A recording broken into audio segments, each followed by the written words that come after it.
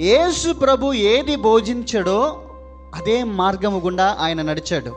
ఆయన ఏ విషయంలో నడిచాడో అదే బోధించాడు. కాబట్టి తన బిడ్డలమైన మన జీవితాల్లో కూడా దేవుని బిడ్డలారా, ప్రభు యొక్క మాటలు వింటున్నాం, ప్రభు యొక్క మాటలు వచిస్తున్నాం, ప్రభు యొక్క మాటలు తెలియపరుస్తూ ఉన్నాం. ప్రభు చిత్తానికి సంపూర్తిగా లోబడి మనం జీవించాలి. క్రీస్తునకు కలిగిన మనస్సు గొప్ప మనస్సు.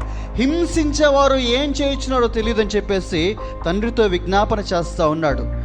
గొప్ప క్షమా హృదయం అక్కడ ప్రభుని యేసుక్రీస్తులో మనము చూడగలం. దేవునికి స్తోత్రం, హల్లెలూయా. ఈ మొదటి మాటను బట్టి ఈ దినాన మనం నేర్చుకోవాల్సిన గొప్ప పాఠం ఏంటంటే, మనము కూడా మనపూర్వకంగా మన యొక్క సహోదరులను సహోదరులను పొరుగు వారిని క్షమించబద్దులమై ఉన్నాం. ఎందుకంటే యేసుక్రీస్తు కొండ మీద ప్రసంగం చేస్తూ ఆయన ఒక మాట చెప్పాడు, మీ పరలోకపు తండ్రికి మీరు కుమారులుగా ఉండినట్లుగా, బిడ్డలుగా ఉండినట్లుగా మీరు మీ శత్రువుల్ని ప్రేమించండి, మిమ్మల్ని హింసించే వారి కోసము ప్రార్థన చేయండి.